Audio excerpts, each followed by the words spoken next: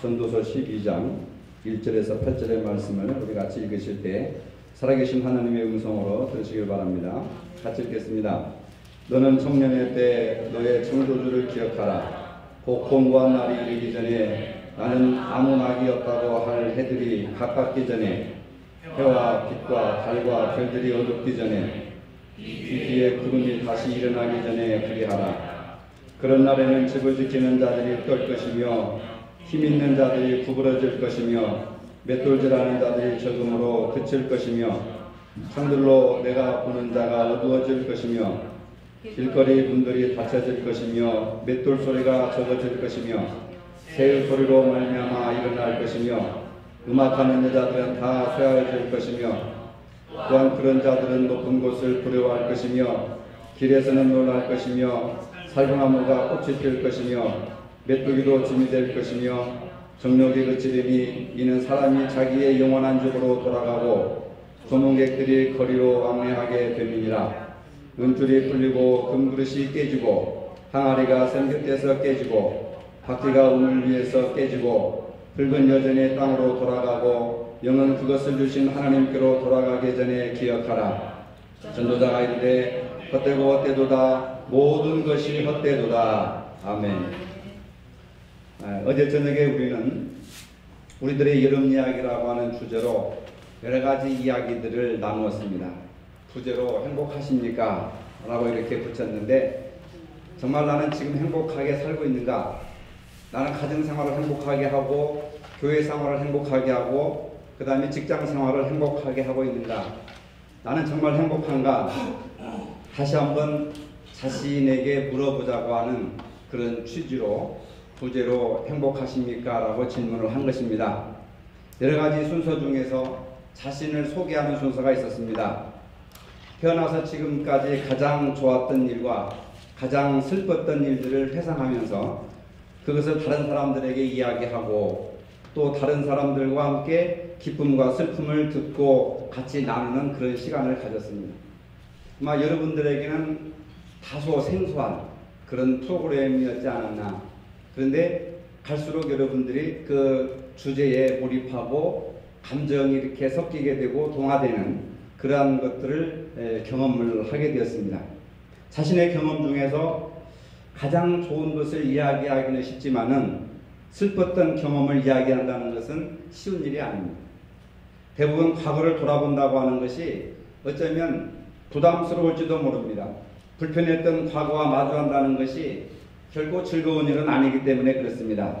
하지만 타인의 과거에 어떤 경험을 가지고 살아왔는가, 나와 함께 신앙생활하는 또는 나와 함께 같이 한 식구로 살아가고 있는 가족들조차도 나를 알기 이전에 어떤 경험, 어떤 아픈 경험을 해왔는가, 그 아픈 과거의 경험이 오늘의 나를 만들고 나를 형성하고 내가 행동하고 생각하고 말하는 그 모든 것들과 연관되어 있기 때문에 과거의 그 사람을 이해하면은 현재의 그 사람을 우리가 수용할 수가 있는 것입니다. 근데 우리가 인간관계 속에서 많은 갈등이 유발되는 것은 뭐냐면 과거의 그 사람에 대한 이야기를 전혀 알지 못하고 현재 그 사람에 대해서 이해를 하려고 하니까 이해가 안 되는 겁니다. 그래서 과거의 나의 모습은 현재의 나의 모습으로 투영되고 있다. 그래서 현재의 나의 모습이 전부가 아니죠. 뿌리가 있는 것처럼 나무가 이렇게 우리 눈에 보이지만 그 나무가 전부가 아닙니다. 우리 눈에 보이는 나무가 전부가 아니라 땅속에 묻혀있는 뿌리가 오히려 줄기와 가지보다 더 크고 기를 수도 있단 말입니다. 근데 우리는 나무라고 하면 줄기와 가지를 이렇게 생각하는데 총체적으로 나무는 뿌리에서부터 줄기와 가지까지를 나무라고 할 수가 있는 거죠. 근데 우리는 내 옆에 있는 사람, 나와 함께 신앙생활하고 있는 사람들의 뿌리는 모르고 가지와 줄기만 보니까 왜 가지가 이렇게 뒤틀려 있는가, 왜 이런 열매를 맺지 못하는가, 왜 꽃의 향기가 없는가 하면서 그 나무에 대해서 불평과 원망을 많이 하게 되는 것을 보게 됩니다. 그래서 그 사람의 배경과 생활 환경 속에서 오늘의 그를 볼 수 있고 이해하기 위해서는 그 사람의 과거를 알아야 된단 말이에요. 근데 자신의 불편했던 과거를 이렇게 공개한다고 하는 것이 그게 쉬운 문제겠느냐 그 말입니다. 굉장히 어렵잖아요, 여러분. 우리는 수년 동안 같은 교회를 다니면서 기관활동과 조별활동을 해왔지만은 진지하게 인간적인 관계를 맺지 못한 채 교회 생활을 해왔습니다. 그러다 보니까 조금만 말 한마디 행동 하나에도 서운해하고 상처를 받고 오해가 깊어지고 결국은 갈등으로 빚어지게 되는 경험들을 많이 했을 것입니다. 왜 그렇습니까? 서로의 이해 부족 때문에 그렇다는 것이죠. 우리가 자칫 범하기 쉬운 실수는 남에게 나를 이해시키려는 데 있습니다. 나는 이런 사람이야, 나를 이해해줘. 근데 그 말을 한다고 해서 쉽게 이해가 될 수 있겠습니까? 왜 저 사람이 나를 이해하지 못하나? 왜 남편이 나를 이해해주지 못하나? 왜 자식들이 나를 이해해주지 못하나? 왜 목사님이 나를 이해해주지 못하나? 왜 장로님과 권사님들이 이해해주지 못하나? 이런 것들만 생각하잖아요. 여러분, 부모는요, 자식에게 해준 것만 생각한다는 거예요. 근데 자식들은 부모가 안 해준 것만 생각한다는 겁니다. 저도 그럴 때가 있어요. 나하고는 잘 얘기할 기회가 없는데 우리 집사람하고는 애들하고 이야기를 많이 하잖아요. 가끔 가면은. 근데 어렸을 때 아빠가 교회 안 나간다고 매로 때리고 막 그런 트라우마가 있었다고. 근데 나는 가득하게 잊어버렸어요. 아니, 내가 언제 교회 안 다닌다고 때려. 근데 많이 맞았다는 거예요, 나한테. 저는 전혀 기억을 못해요. 치매현상이 아닙니다. 전혀 기억을 못하는데 아이들은 교회 안 나간다고 화를 내고 매질을 하고 자기 엄마한테는 교회 안 간다고 밥을 안 주고 막 무슨 폭군처럼 그렇게 이야기를 하더라는 거예요. 근데 저는 전혀 생각이 안 나고 기억이 안 납니다. 그냥 너희들을 위해서 내가 헌신하고 봉사하고 먹지도 못하고 쓰지도 못하고 허리띠 졸라매면서 너희들을 뒷바라지하고 가르쳐 준 거, 그것만 생각이 나는 거거든요. 근데 그걸 이해해 주지 못했을 때 어떻게 돼요? 서운하더라고요. 이것이 비단 가정에서만 일어나는 것이 아니라 이게 공동체 안에서 확대가 됐을 때는 마찬가지예요.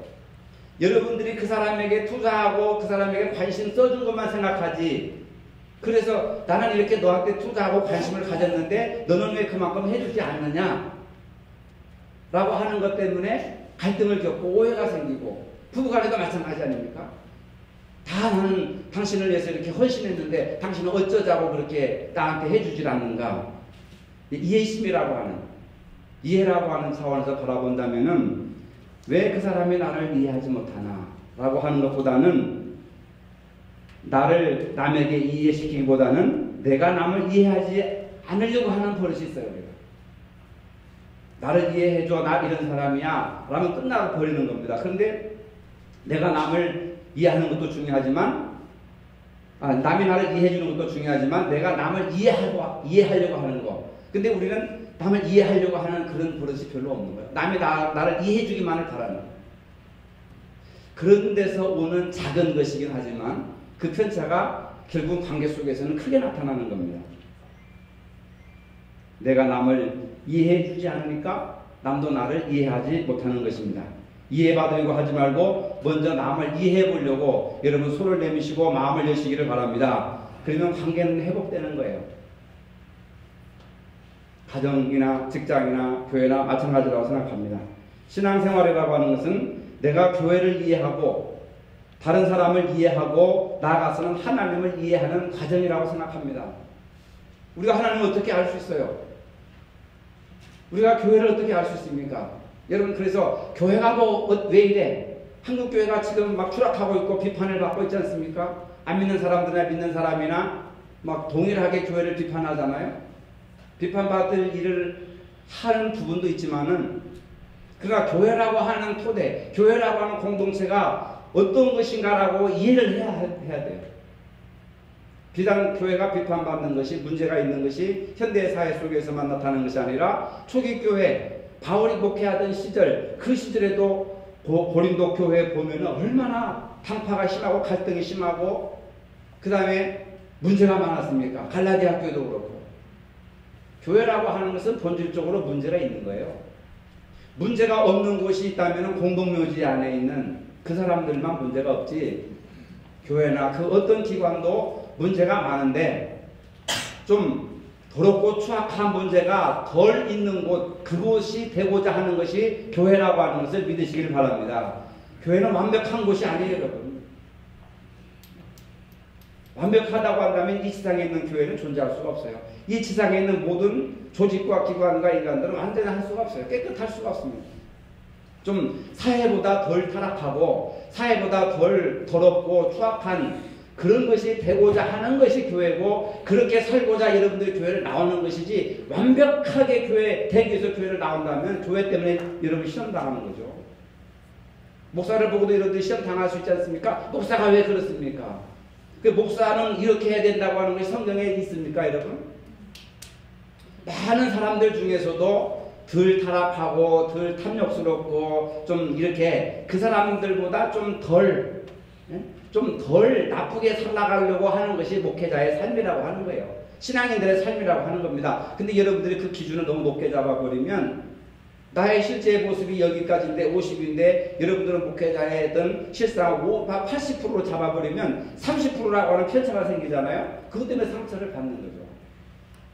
그러니까 여러분 자신도 그렇게 생각하고, 여러분 남편도 그렇게 생각하고, 교회 장로님들이나 권사님들이나 모든 직분자들을 세상 사람들보다 덜 타락하고 덜 악하고 덜 살아가기 위해서 신앙생활하는 사람들이구나 라고 인정을 하시라고 말이에요. 그게 그 사람을 이해하는 가장 중요한 비결이라 그 말입니다. 우리는 지금까지 남의 이야기를 귀담아 듣지 않는 습관을 가지고 있었습니다. 다른 사람의 이야기를 잘 듣지 못해서 오해가 발생하게 되고 인간관계에 갈등이 빚어진다고 하는 사실을 알고 있습니다. 이제 남의 이야기도 중요하지만은 나의 이야기도 중요하지만 남의 이야기도 잘 듣고 그것을 이해하는 일에 우리가 좀 더 신경을 써야 되잖아요. 처음에는 그냥 그럭저럭 하다가 두 번째 주제로 들어가니까 남의 이야기를 잘 듣기 위해서 막 기록하고 막 암기하고 하는 그런 적극성을 보였습니다. 근데 왜 그것을 평소에 우리가 못하느냐? 관심이 없는 거죠. 자기 이야기만 하고 싶은 거죠, 사람들의. 저도 마찬가지고. 자기 이야기만 하고 싶은 겁니다. 남의 이야기는 잘 안 듣는 거예요. 그래서 오해가 생기는 겁니다. 근데 그런 순서를 하다 보니까 남이 이야기하는 것을 필기를 하더라고요. 그러면 여러분들이 가정에서 나누는 대화나 교회에서 나누는 대화나 식당에서 나누는 대화들을 필기를 한번 해보세요. 그럼 정확하게 이해하고 정확하게 전달할 수 있지 않습니까? 그게 부끄러워서 어떻게 필기하겠습니까? 그러면 집중해서 들어야 되죠.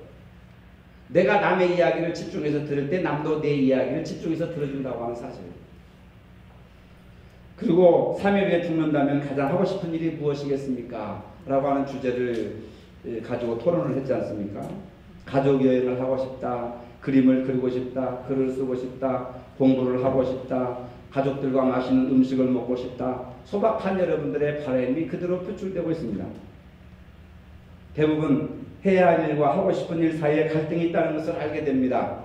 현재 삶에 만족하지 못하는 어떤 불평이 불만이 있다고 하는 것을 알게 됩니다. 가정이나 직장이나 또는 경제적인 문제에 매여서 하고 싶은 것을 하지 못하고 버킷리스트처럼 죽기 전에 하고 싶은 소원으로 남아 있는 것입니다. 그러나 죽기 전에 하고 싶은 일을 지금 할 수는 없을까? 오늘 할 수는 없을까? 꼭 죽음의 날을 받아놓고 이 일을 하면 행복하겠습니까, 여러분? 지금 하면 됩니다.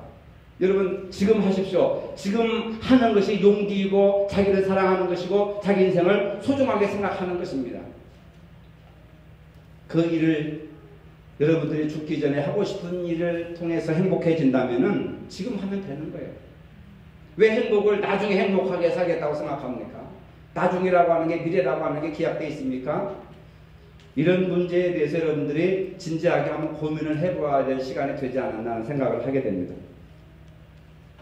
우리는 과학과 문명의 발달로 인해서 모든 것이 규격화되고 평균화되어서 풍요로운 대량 생산의 시대에 살아가고 있습니다.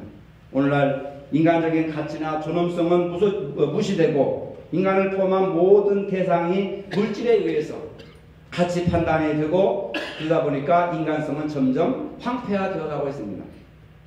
인간이 인간을 인격으로 대하는 것이 아니라 인간을 하나의 소모품이나 또 기계 부속품처럼 비인간화시키고 종속된 그런 사회에 살아가고 있다 그 말입니다.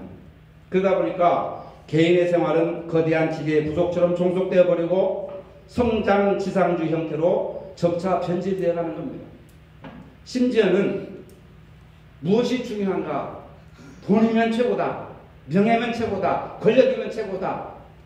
인간 위에다가 쓸데없는 것들을 부축해가지고 덧붙여가지고 그것을 소유한 사람이 성공한 사람이고 행복한 사람이라고 하는 가치가 전도된 사회, 그 가치가 전도된 것을 정상적인 것으로 받아들이고 있는 그러한 사회 속에서 우리가 살아가고 있다 그 말입니다.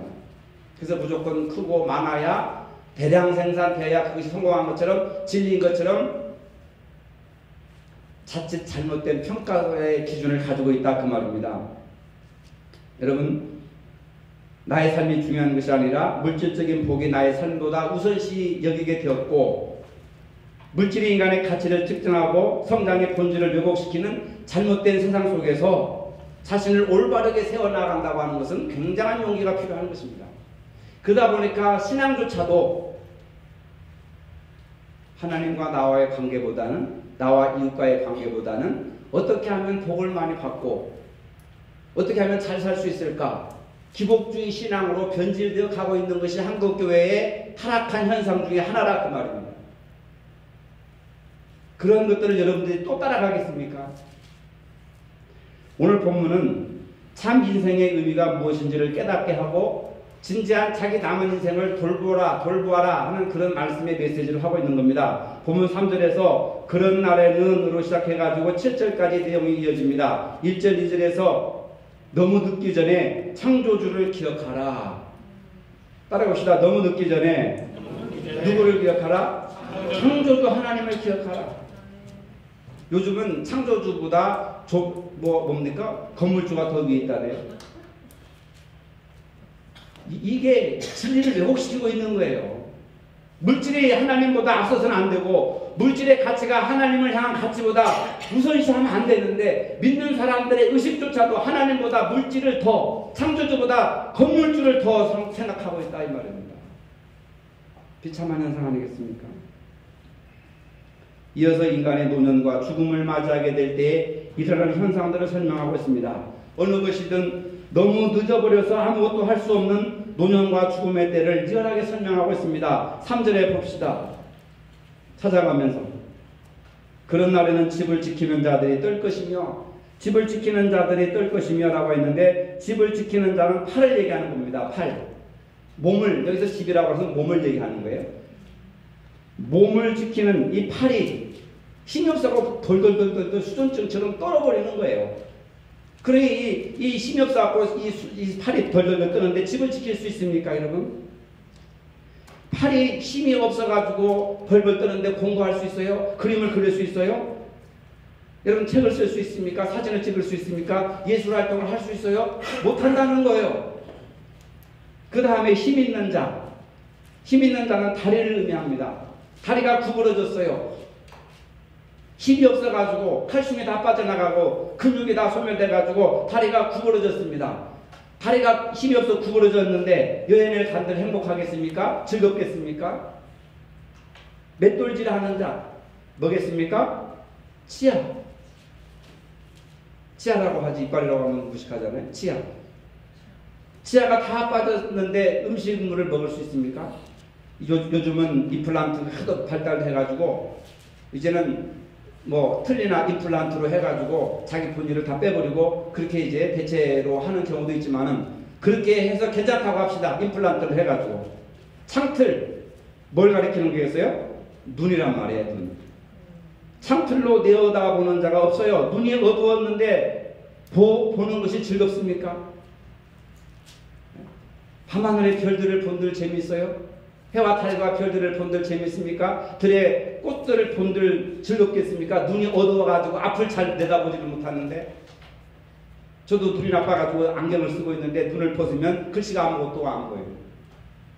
40대에 가서 안과에 가서 노화 현상이에요. 충격을 받아가지고 3일 동안 잠을 못 잤다니까. 아니 무슨 40에 노화 현상이 오는 거야. 40이 되면 노화 현상이 와가지고 눈이 흐릿해진다는 거예요. 원시가 되거나 난시가 된다거나 근시가 된다거나. 이걸 어떻게 인간의 힘으로 극복할 수 있겠는가 말이에요. 그래서 나이가 들어 쇠약해진 인간의 몸을 가지고 무엇을 할 수 있을 것인가 하는 질문을 하고 있는 겁니다. 7절에서 전도자는 더 이상 아무것도 할 수 없는 노년과 죽음에 도달하기 전에 창조주에게로 돌아가라라고 하는 거예요. 지혜로운 전도자가 세상을 살다 보니까 그가 살고 있는 세계가 수수께끼처럼 인간의 생각으로만 해결되지 않는 하나님의 보이지 않는 손이 작용하고 있음을 깨달은 것입니다. 안 권사님, 설교 느리게 하고 있습니까? 어제 우리 단점을 얘기할 때 저한테 많이 너무 빠르다고 그래가지고 밤새도록 잠을 못 자고 고민을 했어.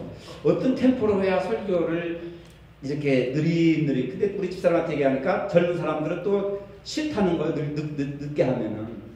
그러면 빠르게 하면 나이 드신 분들이 알아듣기 힘들고, 늦게 하면 젊은이들이 답답해서 힘들고, 도대체 어떤 템포로 설교를 해야 젊은 사람들도 흡족하고 나이 드신 분들도 흡족하게 여겨지는가 고민을 하다가 지금 설교를 하는 중이다. 이 템포로 하면 되겠습니까? 지금도 빨라요? 아니 솔직하게 얘기해주세요. 지금도 빨라요, 장로님? 안 해요. 나는 그게 내 단점인 줄 몰랐어요. 어제 같은 프로그램을 통해서 나의 단점은 덜렁거리는 데 있다고 생각했는데 다른 분들은 나의 단점은 말이 빠르다라고 하는 그런 단점을 지적해 주셔가지고 설교자에게는 이 템포라고 하는 것이 굉장히 중요해요. 녹음도 하고 집사님이 동영상으로 올리는 거 다시 이렇게 리뷰해가지고 듣고 그래도 나는 빠른 줄을 몰랐는데 그러니까 본인은 모른다니까. 뭐가 단점인지를 모른다니까. 제3자 객관적인 입장에서 봐야 된단 말이에요.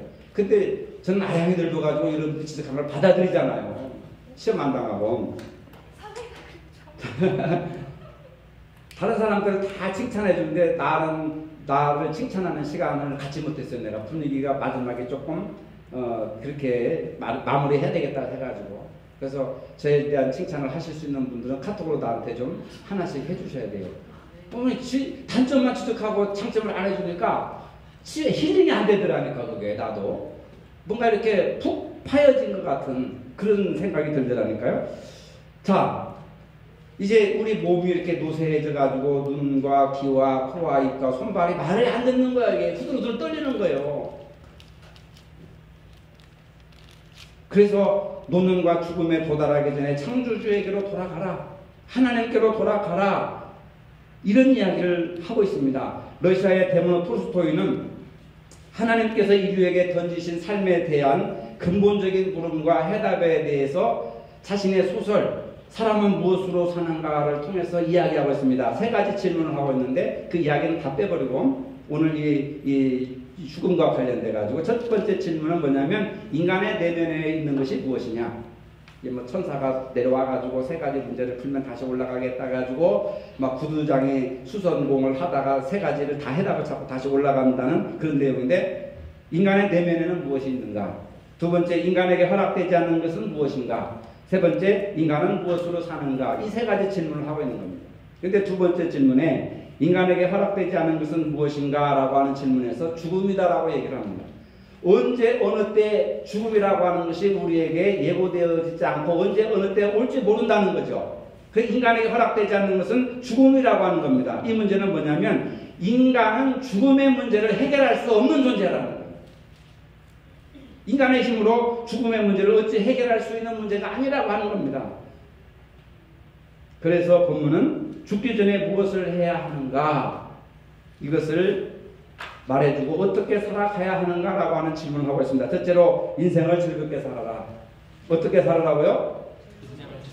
전도서에서 인생을 즐겁게 살아라고 하는 설교를 제가 지금 처음 하는 것 같습니다.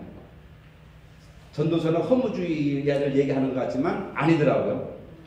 오늘 본문을 통해서 두 가지 동사를 얘기하고 있는데 첫 번째 동사가 11장 9절로 10절에 보면 인생을 즐겁게 살아라 하는 것과 나중에 12장에 가면 여호와를 기억하라, 회상하라, 이 두 가지 중심의 축을 가지고 전도서를 구성하고 있는데, 즐기라고 하는 말은 굉장히 낯선 말입니다. 유교적 배경을 가지고 있는 우리들에게 인생을 즐긴다고 하는 것은 경건치 못한 것과 이렇게 동격으로 생각하기 때문에, 아니 전도서에서 무슨 인생을 즐기라고 합니까? 하니까 11장 9절로 11절을 읽어보니까 즐겁게 살아라 라고 하는 말을 하고 있는 겁니다. 우리의 삶은 하나님으로부터 온 선물이기 때문에 잘 들으세요. 우리 인생이라고 하는 것은 하나님께로부터 온 선물이기 때문에 믿음 안에서 자유와 기쁨을 가지고 주어진 인생을 즐기면서 살아라. 방종과 타락과 뭐 퇴폐 이런 것이 아니에요. 웨스트민스터 소요리 문답을 보면은 사람의 제일 된 목적이 무엇입니까? 라고 묻습니다. 우리의 교리의 신앙적인 교리의 토대가 되는 그 소요리 문답에 보면은, 그래서 여러분들이 세례를 받으실 때나 이런 데 제일 묻는 질문이 바로 여기에 있습니다. 사람이 제일 되는 목적이 무엇입니까? 예, 사람의 제일 되는 목적은 하나님을 영화롭게 하는 것과 영원토록 그를 즐거워하는 것입니다. 라고 하는 분명한 대답이 있는 거예요. 사람의 제일 된 목적이 뭐예요? 우리가 왜 인생을 살아갑니까? 하나님을 영화롭게 하는 것이고 영원토록 하나님을 즐거워하는 것이다. 이렇게 명시되어 있음에도 불구하고 우리 한국교회는 그냥 하나님을 영화롭게 하는 것만 가르친 거예요. 두 번째 것을 싹 빼버렸습니다. 하나님을 즐거워하라 라고 하는 말은 가르치지 않았어요. 저도 이게 있는지 잘 몰랐습니다. 앞에다 방점을 찍어가지고. 그 심지어는 이제는 하나님과 춤을 추어라, 하나님과 함께 춤을 이라고 하는 책이 나올 정도로, 동방정교회 같은 경우는 성부, 성자, 성령 삼위일체 하나님을 사랑의 사귐 가운데서 친교하는 하나님으로 그렇게 이제 묘사를 하고 있는 것을 보면은, 즐거워하라고 하는 것은 쾌락과 욕망을 추구하라는 것이 아니라 하나님을 즐거워하라. 하나님과 함께 더불어 즐거워하고 하나님을 기쁘시게 하며 하나님을 영화롭게 하는 삶을 살아가라. 즉 하나님 안에서 즐겁게 살아라 라고 하는 말입니다. 여러분, 교회 생활이 즐겁습니까? 신앙 생활이 즐겁습니까? 또 예배 시간이 즐겁습니까? 만약에 그것이 큰 부담이고 책임이고 의무라고 생각한다면은 하나님이 즐거워하기를 원하시고 기뻐하시기를 원하시는 요구를 우리가 잘못 알아듣고 율법적인 이해를 가지고 있는 거란 말이에요. 고린도 교회와 갈라디아 교회 그리고 로마서에서 바울이 율법과 복음에 대해서 얼마나 신랄하게 얘기를 하고 있습니까? 자신의 인생이 풍요로운 인생이 될 수 있도록 자신을 마음껏 하나님 안에서 발휘하라. 능력을 발휘하라. 그래서 인생을 즐겁게 사는 것은 하나님을 즐거워하는 것이다. 하나님이 베푸신 은혜가 너무 감사하기 때문에 헌신하고 봉사하고 충성하는 것이 즐거움이 되게 하라. 그 말이에요. 예배 드리는 것이, 찬송 부르는 것이, 성경 읽는 것이, 화장실 청소하는 것이, 쓰레기 줍는 것이, 식당에서 봉사하는 것이, 그것이 즐거움이 되어야지요. 의무나 책임이 돼서는 본전 생각밖에 안 나요. 이럴 바에 큰 교회 가서 좋은 시스템 속에서 신앙생활 할 거예요. 두 번째로 기억하라라고 하는 겁니다. 현대인들은 물질이 주는 만족과 쾌락을 탐닉하면서 자신의 욕망을 채우기 위해서 여념이 없습니다. 그러면 그럴수록 인생이 더 허무와 공허를 안겨주고 있습니다. 인생의 가치와 의미를 상실하고 단지 물질만을 추구할 때 브레이크 없는 자동차를 운전하는 것과 같이 매우 위험천만한 것이다. 이러한 브레이크 없는 자동차와 같은 위험천만한 물질 만능주의, 쾌락 추구를 여러분 하면서 살아가야 되겠는가? 모든 생각이 하나님에 대한 생각이 아니라 물질 만능주의적인 생각을 가지고 우상숭배에 빠져있는 이런 삶 속에 제동을 걸 수는 없는가? 전도자는 인간의 삶에서 빼놓을 수 없는, 놓쳐서는 안 되는 것을 강조하고 있습니다. 우리의 창조주 여호와 하나님을 기억하는 것이다. 기억하라. 너무 늦기 전에 기억하라. 즉 하나님께 남은 인생을 고정시키고 충실한 삶을 살아라. 너무 늦기 전에. 자, 여러분, 이 본문 마지막에 모든 것이 헛되고 헛되니 모든 것이 헛되도다. 이것이 잘못 좀 오해가 되는 부분들이 많이 있습니다.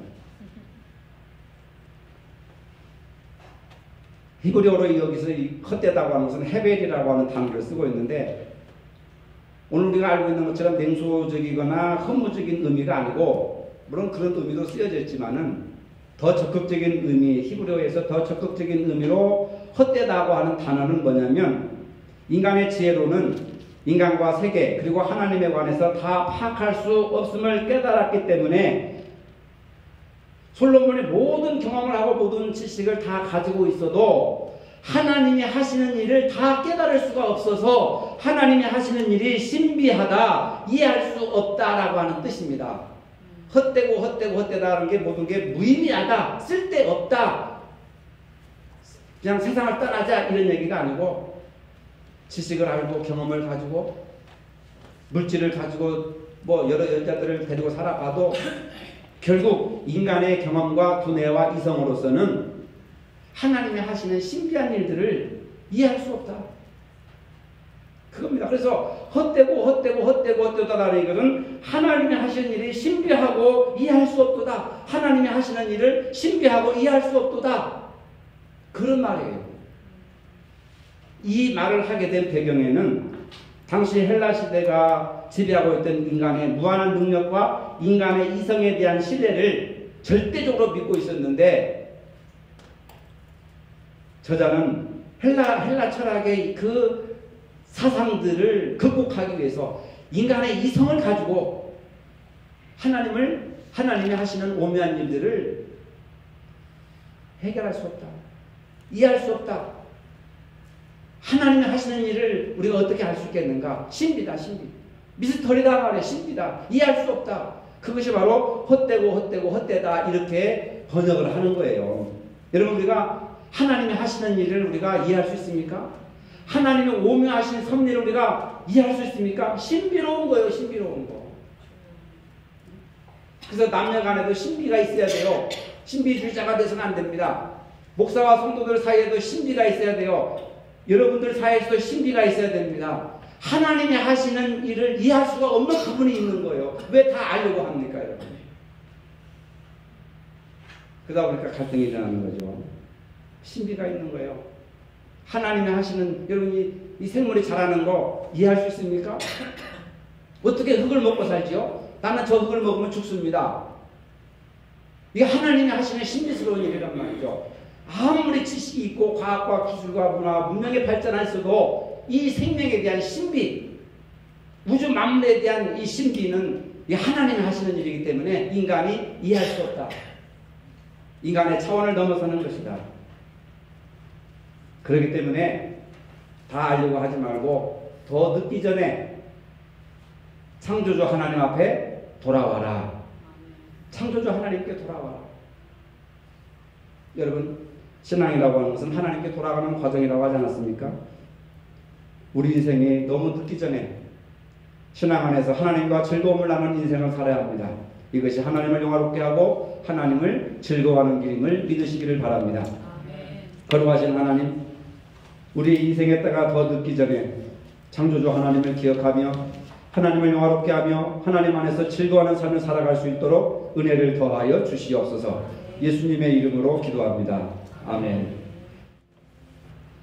이제는 우리 주 예수 그리스도의 은혜와 하나님 아버지의 무한하신 사랑과 성령의 교통하심이 인생의 때가 늦기 전에 창조주 하나님을 기억하고 하나님을 영화롭고 하나님 안에서 즐거워하는 삶을 살기를 원하는 사랑하는 모든 성도들 머리 위에 이제로부터 영원토록 함께 하시기를 축원하옵나이다. 아멘.